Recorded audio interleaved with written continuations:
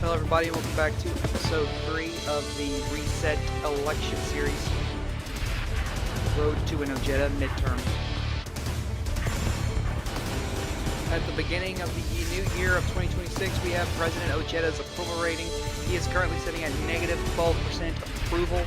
However, his third-party support approval is still pretty high, and of course, as of right now, remember he won 35% of the popular vote in 2024, so right now he is well above that. So if the election were to occur today, it is not unlikely that he would. It's not unlikely that he'd win. President Ojeda gives his State of the Union address where he advocates for stronger labor forces in the United States, stronger pay, higher wages for the American people, and increased tariffs on those that do not, tariffs on the other countries that do not give fair trade deals to the United States. This is what he is advocating for. Following the State of the Union address, it was a high success based off his approval rating changes. He went from negative 12% to a even approval, 46 across the board for approval and disapproval. 54% of the Republican Party supports him, and 22% of the Democrats Party supports him. I remember back to before 2024, this was the opposite, where more Democrats supported him than Republicans. Now it's the opposite way. Very strange Republicans are supporting someone who is pretty progressive, like Richard Ojeda. Barnum Jahanian will resign from his science advisor post. He states that it was fun while it lasted, but he plans on going back to the education field to teach younger Americans the future of science and technology. And President Ojeda has announced that entrepreneur Andrew Yang will become his top science advisor. This is being praised across party aisles. Some Republicans and almost every single Democrat approves of this, as well as a good chunk of independent voters are pretty enthused about Andrew Yang becoming the science advisor to Richard Ojeda. DC lawmakers come to Congress to advocate for separationist policies, stating that black communities will be better off if they were to be separated from racists, like racist white folk, in their words, that they would be able to live better lives. Richard Ojeda has calmly said this ain't happening. By calmly, I mean he screamed at the top of his lungs very loudly. Matthew Tuller has resigned from his post as Director of the Intelligence. It's very unclear why he does this. However, there are some scandals breaking out about him right now. We're not going to get into those right now, but some scandals are coming out, so that may be the reason. However, these are minor scandals, as we first thought. And President Ojeda has announced that General Paul Nakasone will be tapped as the next intelligence director. President Ojeda's approval rating as of right now, he has a plus 10 approval rating. Republicans and third party voters are massively approving of him, most likely due to the whole separationist policies that some of the far left Democrats are trying to propose, which is why his Democrat support numbers are dropping drastically, down from 20% to 20, or 22% down to 20%. Andrew Yang has been confirmed by the United States Senate to become the top science advisor. 51 senators have voted to confirm him, as you can see on this map right here. Nakasone has been confirmed to become the next director of the National Intelligence by the Senate as a vote of 56 to 44. This was a complete party line vote, as every single Republican voted to confirm Nakasone, and every single Democrat voted to reject his confirmation. It is now April 1st, and Ojeda's approval rating is starting to drop a little bit. This is mostly due to congressional gridlock, him not being able to pass much. However, his approval rating still sits at 6%, very high approval as of right now. Chief Justice George Pataki has passed away. He did not serve on the Supreme Court long, and that is why many Democrats, that's what many Democrats had said back during his confirmation process, that he would not last long as Chief Judge due to his age. and they turned out to be right, as Taki served less than a year on the court, one of the shortest tenures on the Supreme Court, if not the shortest. President Ojeda has announced that North Carolina Attorney General Buck Newton is being tapped to replace George Pataki on the Supreme Court. Another Republican is being added, or another conservative, I should say. Not really. It's not supposed to be nonpartisan, so I guess we consider them conservative or liberal. Conservative, Buck Newton, which is not making Democrats at all happy. Here is President Ojeda's approval rating right now. He sits at a plus 2% approval rating, a plus 19% approval amongst Republicans. His support amongst Democrats is dropping drastically at 54%, negative 54%, and his third-party support still remains high at 40% approval. Newton has been confirmed as the next Supreme Court Chief Justice by the Senate, essentially a party line vote, 56 to 44, as it was a party line vote, as Republicans want to keep their massive majority and Democrats do not want that massive majority, and are pretty upset with Ojeda right now. We now have Ojeda's approval ratings, as his approval rating is now underwater at negative 1%. He has a 15% approval amongst Republicans, a 58% disapproval among Democrats, and a 40% approval amongst third-party support. Joseph Otting has resigned from the budget post, citing that he wants to retire from working in government, as many politicians across the aisle is getting him his comeuppance as his time serving with the budget and all that. And President Ojeda has announced that Navy veteran Jerome Bell has been tapped as the budget secretary.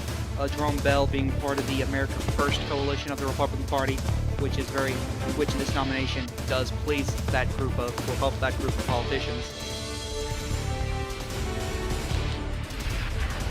We now have President Ojeda's approval rating. Starting July 1st, he has an 11% approval amongst Republicans, a 62% negative approval amongst Democrats, at 36% approval amongst third-party voters, and the total support, he has a negative 5% nationwide disapproval. However, again, he still is above that 35% approval line, so even if the election were today, he'd win re-election by a pretty decisive margin. The Interior Secretary Stephen Mnuchin has announced his retirement. It's unclear why this is a very sudden resignation. However, many insiders and pundits have claimed that the Ojeda administration is a very toxic environment due to Ojeda's loud, brash, and way of handling his administration, similar to how a general will hold his military. Many claim it's toxic back there. However, some in the Ojeda administration just say that's just how he is and not to think much about it. That's the consensus going on right now. And President Ojeda has announced that Virginia Congressman Bob Good will be leading the Interior Department. Many are saying this is actually a pretty good pick, that Bob Good is actually a pretty good pick. He's getting support from across the aisle. Jerome Bell has been confirmed to become the next Secretary of the Budget by the U.S. Senate by a vote of 58 to 2, where both Virginia Senators Tim Kaine and Mark Warner had voted to confirm his confirmation. Here's President Ojeda's approval rating at the top of the month. He has a 7% approval amongst Republicans, a 66% disapproval amongst Democrats, and a 32% approval amongst third-party voters.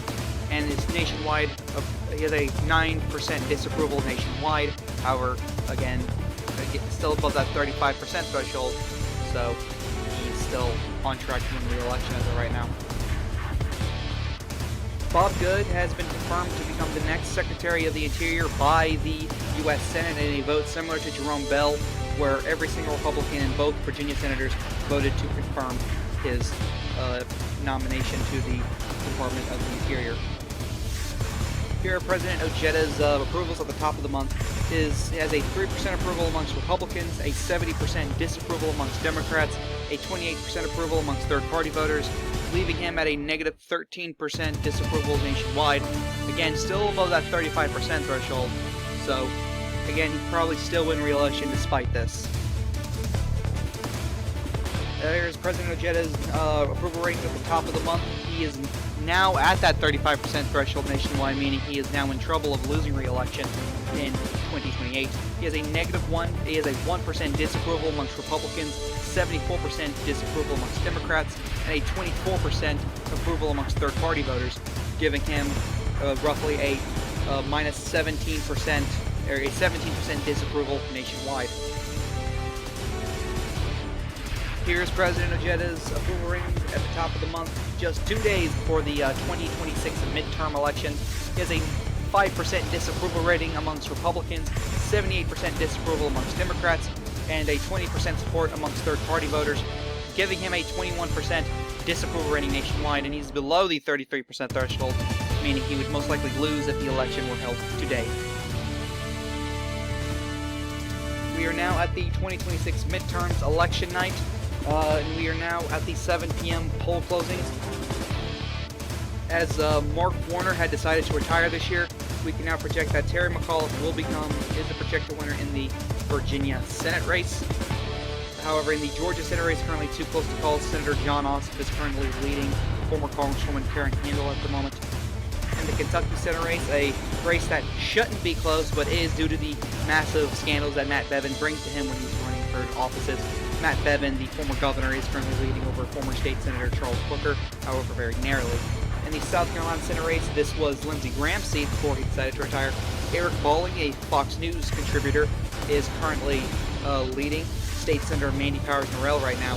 This race is also a lot more competitive than it was expected. We don't know why, however, Mandy Norrell is currently outraising Bolling 2-1. Here is the current Senate composition so far. As you can see, Chuck Grassley is being tapped as the next Senate Republican leader. 36 seats to 31 seats. Grassley and the Republicans still lead. And out of the Vermont governor race, we project that Phil Scott will go on to win another term as governor. However, in the Georgia governor race, Governor Stacey Abrams is currently leading former State Senator Vernon Jones, who is very scandal-plagued at the moment. Out of the South Carolina governor race, currently too close to call. Governor Pamela Abbott, who succeeded current Justice Henry McMaster to the governorship once he was appointed to the Supreme Court. Abbott currently leading Meehan Claude, who is the current state senator. It is now 7:30 p.m. and the following states have poll closings. Out of the West Virginia Senate race, this was Shelley Moore Capito's seat before she decided to retire. Pat McGeehan will go on to win this seat, earning his first term for the Senate. Out of the North Carolina Senate race, Erica Smith is narrowly leading Senator Tom Tillis, who is scandal-plagued and currently has a money laundering scandal going on right now. Erica Smith is a former state senator, a very far-left senator. Actually, he got President Ojeda's endorsement, actually. And we now make a projection out of the Georgia Senate race. John Ossoff, who got Ojeda's endorsement, is the projected winner to win re-election. However, in the Kentucky Senate race, Charles Booker is now leading Matt Bevin. This is a warning sign for Republicans that they could end up losing a safe red seat in Kentucky. Out of the South Carolina Senate race, it is now tied even. Mandy Norrell is leading narrowly, another red flag for Republicans that could lose another seat in the South. And here's the current Senate composition right now. Grassley and the Republicans still lead 37 to 32. Out of the Ohio governor race, it's currently too close to call. Lieutenant Governor John Husted is currently leading former Mayor Nan Wiley. We now make a projection out of the Georgia governor race that Stacey Abrams will be projected to go on to win re-election. And out of the South Carolina governor race, Pamela Abbott will go on to win her first full term as governor. It is now 8 p.m. and the following states have poll closing. We have a huge batch of states to call. Out of the Illinois Senate race, Jerry Bustos will succeed Dick Durbin to become to succeed him in the Senate. She will be elected to her first term as a senator. Out of the Rhode Island Senate race, Jack Reed decided to retire this year. Now Congressman James Langton is now going to succeed him in the Senate. Out of the Alabama Senate race, this was Tommy Tuberville's seat. However, he retired. Now he's retiring this year, and Republicans nominated Secretary of State John Merrill. And Democrats are running Mayor Randall Woodfin, who is running a pretty strong campaign targeting Republican suburbs as well as rural black voters, and it seems to be paying off for him as this race is currently competitive right now, with John Merrill only leading by around 8 percentage points. And now the Delaware Senate race is currently too close to call. Chris Coons leading by 9 points against Tom Kovac, who's been running a pretty good campaign as of right now, similar to the one Gretchen Carlson ran in 2024 in Connecticut. Out of the main Senate race, this was Susan Collins' seat, however she retired this year. As of right now, this is a seat that is targeted heavily by Democrats in Cliff. State Senator Shanna Bellows is currently leading State Senator Rick Bennett, who is actually the Senate Minority Leader currently. It's only a 4 or 5 point lead for Bellows right now. Out of the Massachusetts Senate race, Ed Markey had decided to retire this year. Now, Democrats nominated former Congressman Joe Kennedy III, who got Ojeda's endorsement.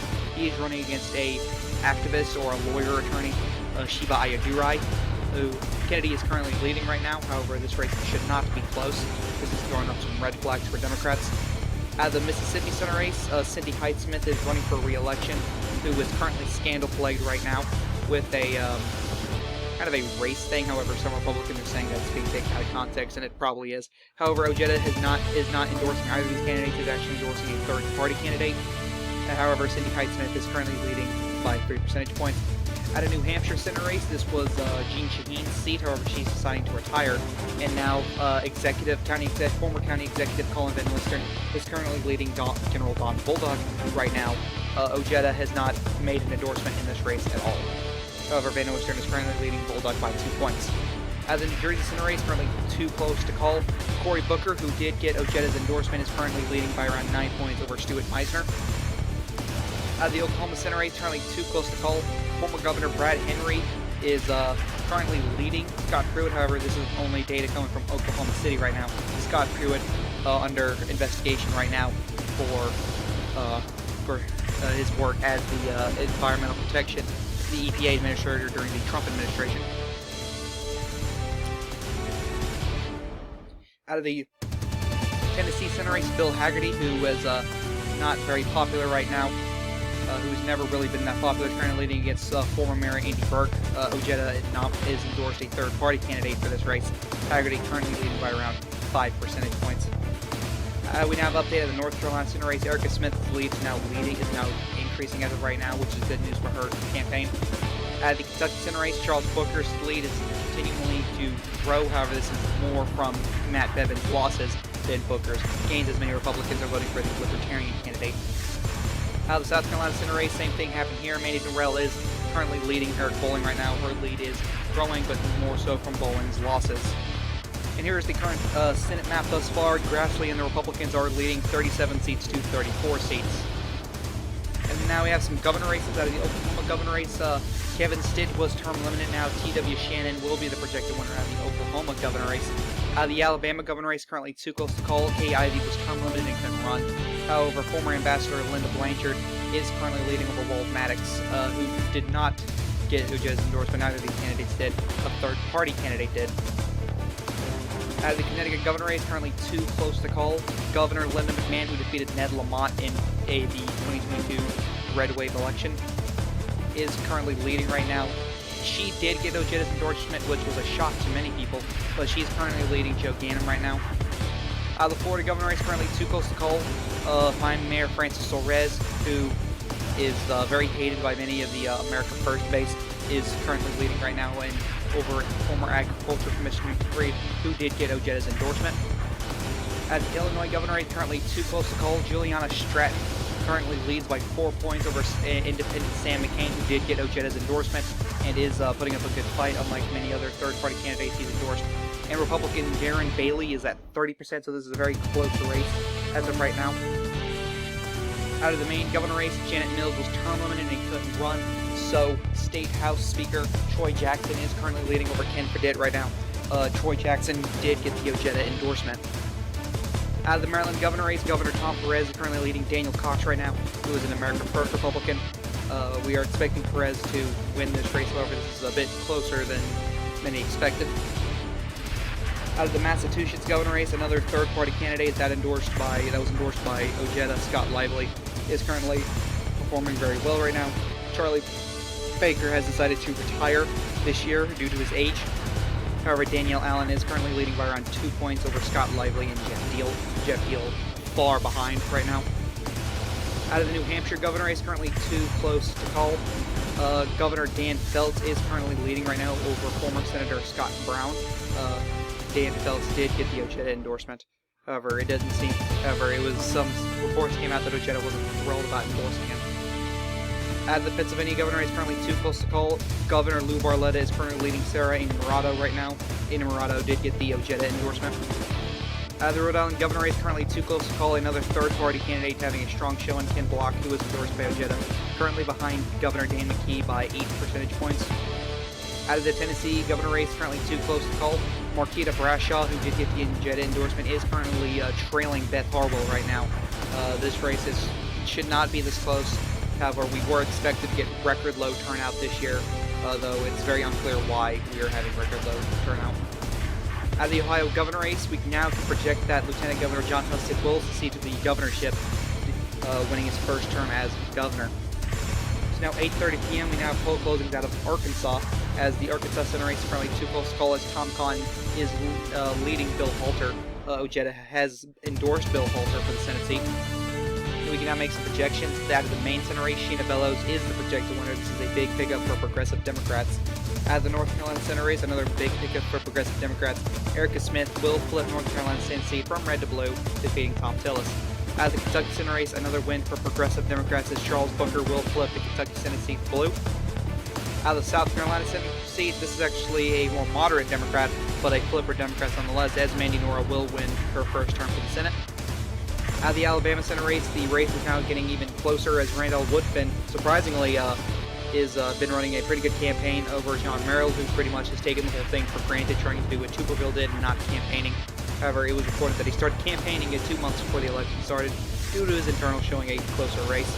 Woodfin doing pretty well right now. Out of the Delaware Senate race, it's starting to close up even more. Chris Coon only narrowly leading Tom Kovac by 3 points. Out of the Massachusetts Senate race, it's also starting to get closer. Joe Kennedy leading Shiva Ayyadurai. The Mississippi Senate race is starting to get a lot closer, but J.P. Hughes has overtaken Sidney Hyde-Smith in the popular vote right now. J.P. Hughes Jr. is currently leading in the state. Out of the New Hampshire Senate race, it is a statistical tie between the two candidates. However, Colin Van Oystern is currently leading Don Bolduc right now.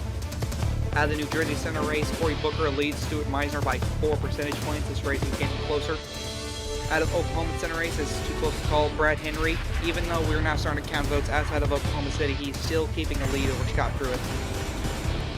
Out of the Tennessee Senate race, Andy Burke is showing a strong 2% lead over Bill Haggerty right now, gaining a lot of support from Nashville suburbs. And we now have our Senate map right now. Schumer and the Democrats now lead 38 seats to 37. They're hoping to win back the majority right now. Out of the Arkansas governor race, it is currently too close to call. Governor Sanders is currently leading Greg Leding by 5 percentage points. Sanders being very polarizing. Governor having very low approval rating, similar to Donald Trump's approval during his time as president. So many people are saying that she might lose this election. Out of the Maine governor race, we project that Troy Jackson will be elected governor of the state. This is good news for Democrats if they keep the seat. Out of the New Hampshire governor race, Dan Phillips will go on to win re-election. Out of the Alabama governor race, it's starting to tighten up. Walt Maddox is currently leading Blanchard in the governor race. This would be huge if they could flip the Alabama governor seat. Out of the Connecticut governor race, Linda McMahon is now leading Joe Gannon by 3 percentage points. Out of the Florida governor race, it's a statistical tie. Francis Suarez is still leading. However, the Republicans in the Panhandle are not turning out as well as Republicans outside of the Pinellas suburbs. Pinellas, Miami-Dade, and can't remember the last one. All those 3 suburbs. We are saying that Republican turnout is low in their suburbs, which could hurt Suarez greatly. Out of the Illinois governor race, too close to call. Juliana Stranton just narrowly leading independent Sam McCain. It would be a huge upset if Sam McCain were to pull what happened in Virginia last year. Now the Maryland governor race, too close to call. Look at this. Daniel Cox is now leading Tom Perez. Democrats are not wanting to turn out for Tom Perez. Independents are breaking for Daniel Cox. This is a very impressive that's an American First Republican doing very well in Maryland. Out of the Massachusetts governor race, Scott Lively now has a lead in the governor race, having a statistical tie with Danielle Ellen, just leading by around 2,000 votes right now. Pennsylvania governor race, Governor Lou Barletta is still leading, right now leading by around 4 percentage points. Out of the Rhode Island governor race, too close to call. Daniel McKee is still leading over his 2 opponents. The Tennessee governor race is starting to get a lot closer. However, Beth Harwell is still leading her progressive opponent. It is now 9 p.m. poll closing, and the following states have poll closings. Out of the Kansas Senate race, Roger Marshall will go on to win re-election here. Same thing can be said about Ben Sass in the Nebraska Senate race. Mike Brown decided to retire this year. Now we have Senator Stacey Nelson, who will go on to be elected senator out of South Dakota. Out of the Wyoming Senate race, Cynthia Loomis decided to retire after only serving one term, and Robert Grady will now succeed her. Out of the Colorado Senate race, currently too close to call, John Hickenlooper decided to retire, and Angel Romanoff is now leading Ken Buck.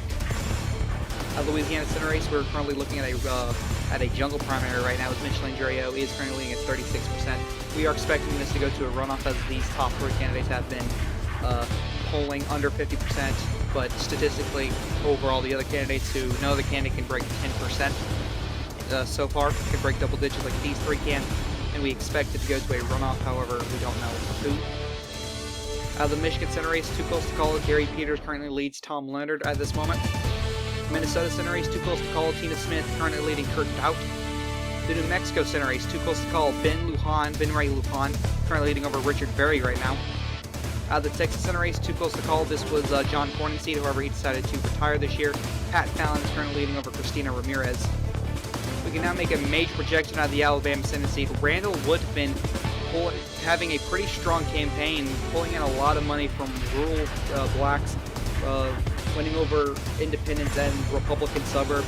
He's done very well enough to become the projected winner out of the Alabama Senate race. This is a gain for Democrats. We can now say the same thing for Mississippi Senate race. However, this is less him making a good campaign and more that Cindy Height-Smith was a very controversial candidate. He will flip the Senate seat blue. We can now make a projection for Republicans that they'll flip a seat out of the New Hampshire Senate race. Don Bolduc will flip New Hampshire Senate seat red, which is impressive. We don't know what wave type of year this is, but so far it seems to be a blue wave year or a purple wave year. We're not sure yet. Out of the Oklahoma Senate race, Brad Henry will be the projected winner, flipping this Senate seat blue. This is probably less so to do with Brad Henry being a good candidate, and more so Scott Pruitt was a very controversial candidate.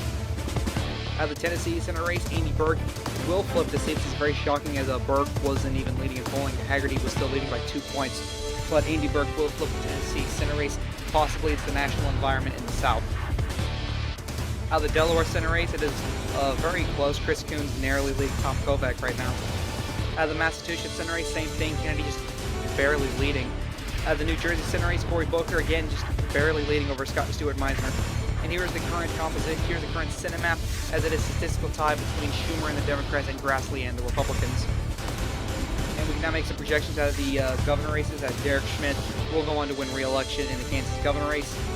Mark Mickelson will go on to win re-election in the South Dakota governor race. 4 years ago in 2022, he primaried Kristi Noem, and he won that race pretty substantial margin. He will go on to do the same thing here tonight. Out of the Wyoming governor race, Mark Gordon, one of the most popular, who was the most popular governor in the nation, who was term limited, and Rex Ramel has went on to go to win re-election or win his first term as governor in Wyoming. We can now say that Kathy Hochul will go on to win her second term in the New York governor race. She was the Democrat nominee in 2024, and it's speculated that she could end up running again against Ojeda in 2028. The Arizona governor race, however, is too close to call. Governor Terry Lake is currently leading Marco Lopez Jr. right now. Colorado governor race, too close to call. Mike Johnston, the current governor, Jared Polis, is term limited, so he can't run again, but Mike Johnson currently leading former Senator Cory Gardner at this moment. The Michigan governor race, too close to call. Governor James Craig is currently leading Abdul El-Sayed right now. The Minnesota governor race, too close to call. Tim Walz is term limited, but Lieutenant Governor Peggy Flanagan is currently leading Michelle Benson as of right now. Out of the Nebraska governor race, too close to call. Mike Foley currently leading over the independent candidate Mark Elbertha Jr., as well as Sarah Howard, the Democrat. Out of the New Mexico governor race, is currently too close to call, as Lieutenant Governor Howie Morales is currently leading over Rebecca Dow right now. Michelle Lujan Grisham was term limited and couldn't run. However, Morales is currently having a narrow lead over Dow right now. The Texas governor race, too close to call. Governor Greg Abbott, running for re-election, is now leading, pulling on cash by around 4 to 5 percentage points. The Wisconsin governor race, currently too close to call. Sean Duffy. Tony Evers was term limited, but Sean Duffy is currently leading Micah McGabe right now. The Alabama governor race, we now make a huge projection. Walt Maddox will go on to win his first term as governor of Alabama. This is actually his second attempt at the governor race. Well, the second time's the charm, it seems like, so he'll go on to win his first term. And out of the Connecticut governor race, Linda McMahon will go on to win re-election by a slightly larger margin than she did in 2022. However, it's still larger nonetheless. In a big projection out of Maryland's governor race, Daniel Cox will flip this seat back to the Republican. It's very weird, as the other Republicans that have been elected to the Northeast in recent years were actually very moderate. He, not so much. He's on the far right side of the Republican Party, so it's interesting to see what happens here.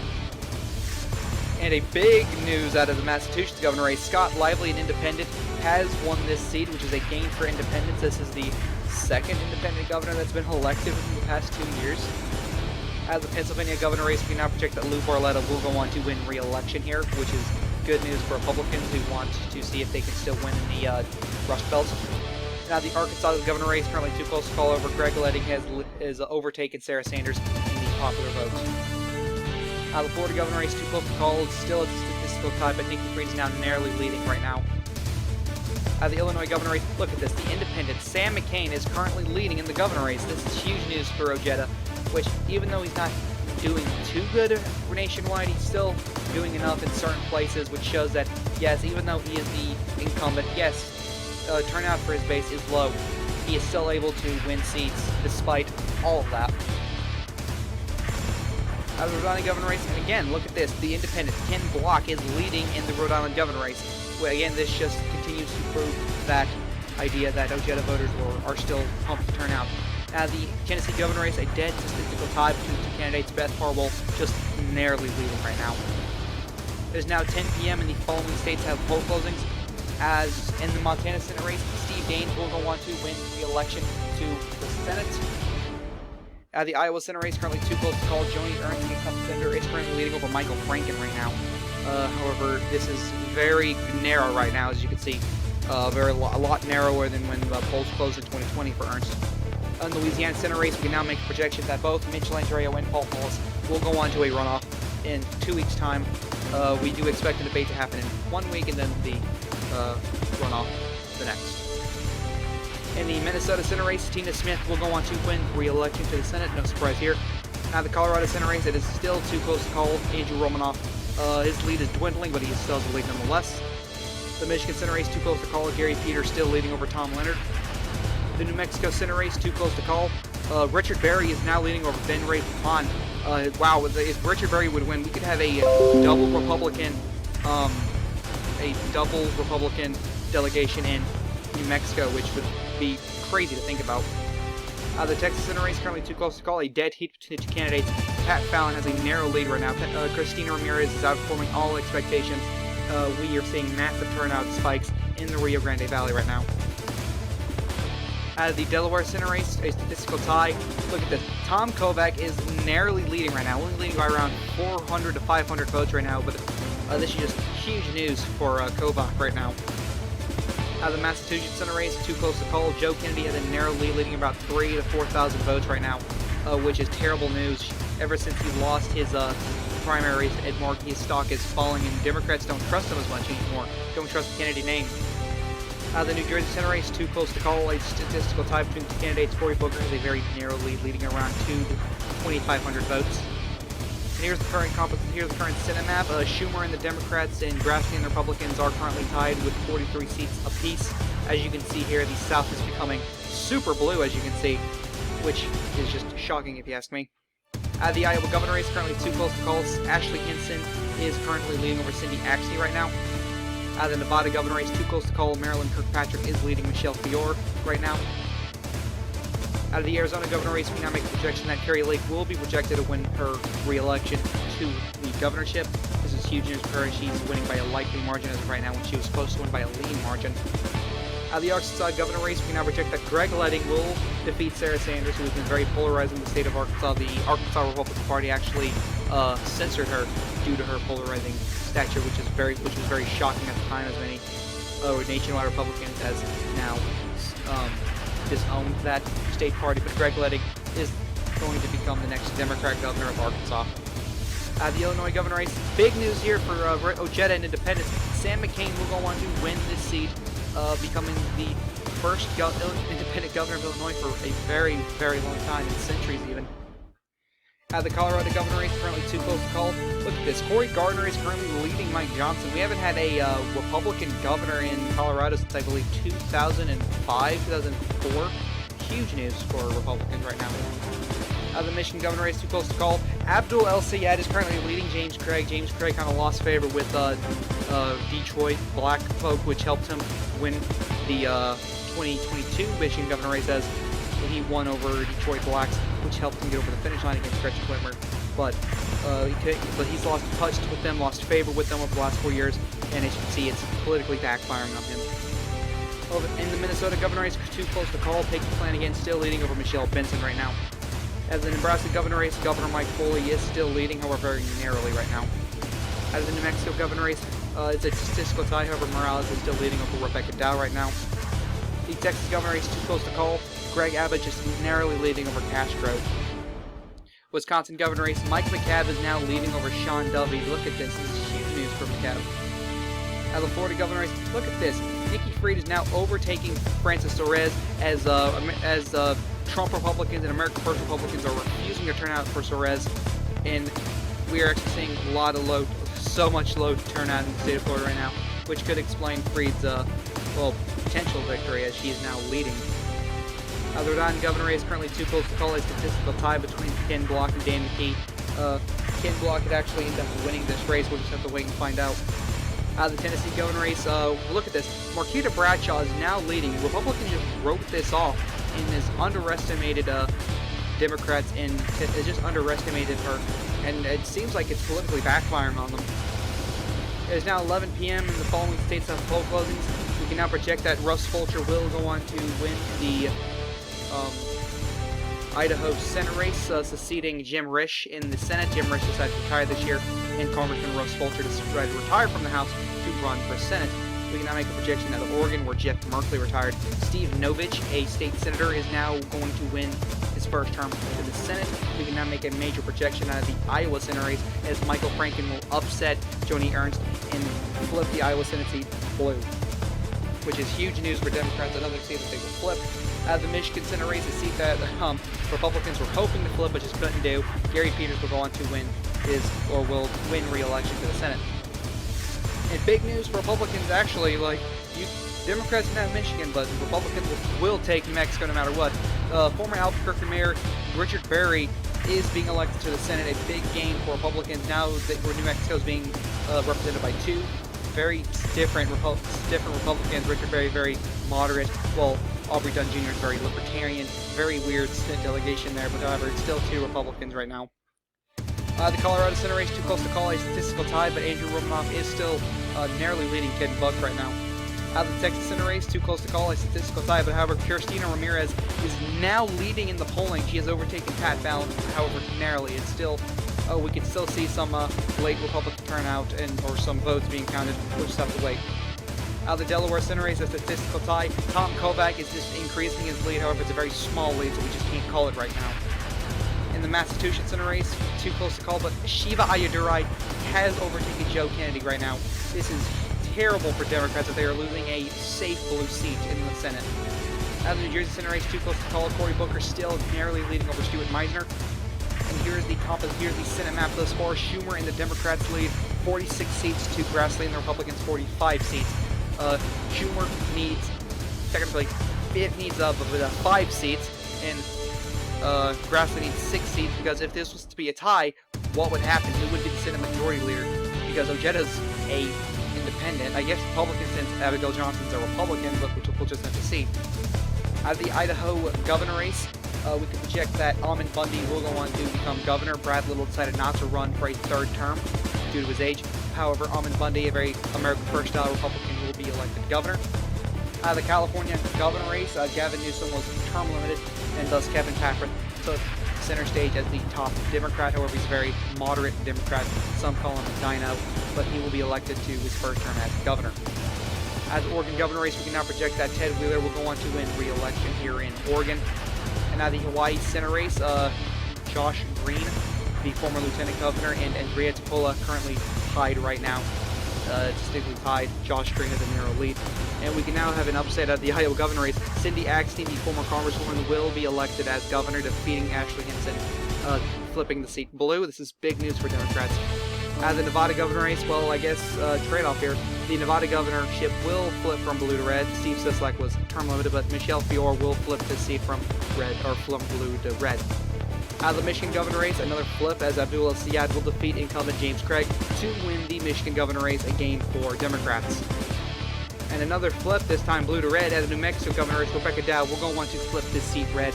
A huge upset as she was down in the polling by 3%. The Wisconsin governor race, I've been referring to Sean Duffy as former Congressman. He was Governor Sean Duffy, excuse me for my incompetence, but the Wisconsin governor race, State Senator Mike McCabe will go on to flip this seat back to blue after one term of Sean Duffy. The Colorado governor race, too close to call. Cory Gardner has a narrow lead here. The Minnesota governor race, too close to call. A statistical tie, but Peggy Flanagan has a narrow lead at the moment. The Nebraska governor race, too close to call. Look at this. Mark Ellsworth Jr. has a very narrow lead over Governor Mike Foley right now. This is huge news for Ojeda and independents. The Texas governor race, too close to call. A statistical tie, but Julian Castro is leading, which would be huge news for Democrats if he'd be able to win this seat. The Florida governor race, too close to call. Nikki Fried is still leading Francis Suarez, which is a bunch of warning signs to the Republican Party. The Rhode Island governor race, Ken Block expands on his lead over Dan McKee. The Tennessee governor race, too close to call. Marquita Bradshaw still has a very narrow lead in this race. We can now make the 1 a.m. poll closings out of the state of Alaska as the Senate race is too close to call. Dan Sullivan is currently leading right now. However, no candidate got over 50%, so we cannot make the call of who will become senator as they use a ranked choice voting system. They have a jungle primary, then the top 4 go to the general where there's a ranked choice voting system there. And however, Dan Sullivan's leading with 35% of the vote. Vic Coring's 7% of the vote will be allocated to the other 3 candidates very soon. The Alaska governor race, it is very, very lopsided. However, Mike Chenault sitting at 48%. Just barely not enough for the 50% threshold as the other 3 candidates has not. It is now 1:05 a.m. We can now make a major projection out of the Florida governor race as Nikki Fried will be elected the governor of Florida. This is huge news for Democrats. She failed to win the primary against Charlie Crist back in 2022, won it this time, and outperformed all expectations, mostly because Republicans did not want to turn out for Francis Suarez. It is now 1:10 a.m. We have a major projection out of the Massachusetts Senate race. Shiva Ayyadurai will be elected to the Senate out of Massachusetts. To think that a safe blue state like Massachusetts has a double Republican delegation, it's beyond me. Again, one's a liberal Republican, the other's a far right. Man, it's all over the place. But it's a gain for Republicans, big news for them. I think this is the end of the Kennedy dynasty. I think Shiva Ayyadurai just put the nail in the coffin. It's now 1:20 a.m. We can now make a major projection at the New Jersey Senate race that no one's going to expect. But Stuart Meisner will be elected the next senator from New Jersey, just narrowly winning, as Cory Booker has announced that he will be asking for a recount for the votes, and he will only be doing 1 recount, and that was it. He promised to do only 1 recount.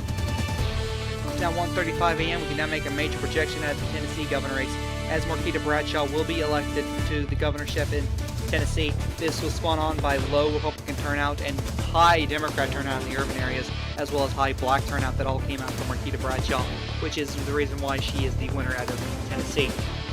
It is now 1:55 a.m. We can now make a projection that Cristina Ramirez will be elected to the Senate. This was an upset as she was actually down in the polling by very narrowly, however. She was down by like 0.4%. However, this is still an upset as many people were expecting Fallon to win. However, she turned out suburbs. She extended the trends in the Democrat trending suburbs, which has led to her victory here tonight. We can also project that Julian Castro will win re-election. Will actually win his first term as governor, flipping Texas red. Both the Senate seat and the governor's seat has been flipping blue tonight. Julian Castro has been elected to statewide office, similar to his brother Joaquin Castro, who was elected senator back in 2024. It is now 2 a.m. We can now make a projection out of the Arkansas Senate race, as Bill Halter will be elected to the Senate, narrowly defeating Tom Cotton, getting a coalition of never Trump Republicans voting for him that did not like Tom Cotton. Now 2:10 a.m. we can now make a projection out of the Minnesota governor race. Big shock here, Michelle Benson will be elected to her first term as a governor. This is the first Republican governor out of Minnesota since Tim Pawlenty, and Republicans have been salivating flipping Minnesota for years now. It's now 2:40 a.m. We can now make a prediction out of the Delaware Senate race, and Tom Kovach, who has been said to be the future of Delaware politics, has been elected to serve in the Senate in January. Tom Kovach defeating longtime Senator Chris Coons, which is a major upset.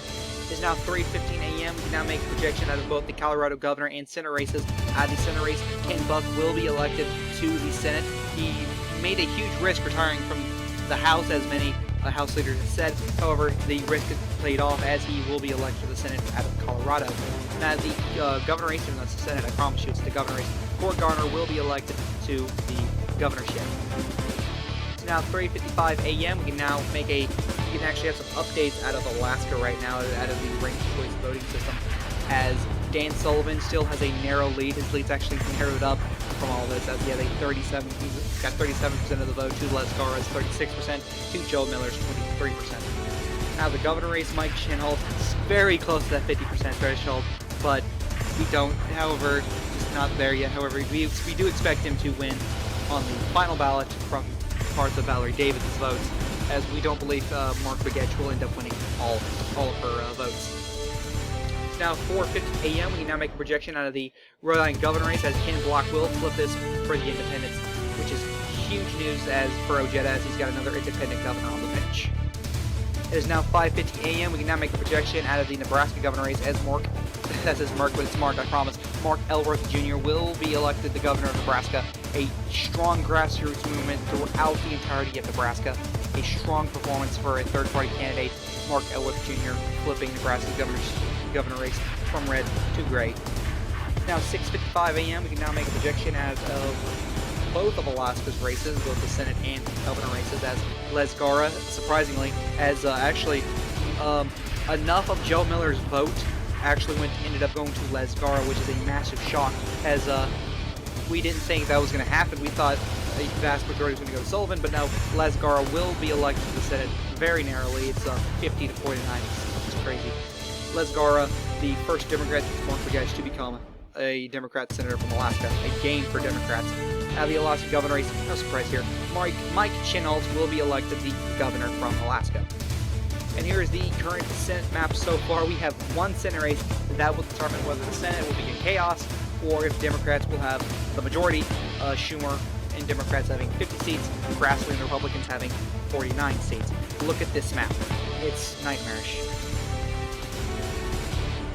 We now have the results out of the Louisiana runoff, as we can now project that Mitch Landria will go on to be elected to the Senate. A flip for Democrats, as establishment Republicans did not turn out for Paul Hollis as they hoped, and if they did, they voted for Landria.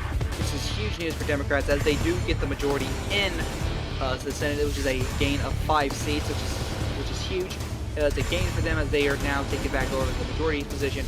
Schumer hasn't been the majority leader since the 2020 cycle, the 2021-2022 cycle. And here's the final Senate map. Schumer and the Democrats have 51 seats, while Grassley and the Republicans have 49. And here's the Senate composition overall. As you can see, a whole lot of purple.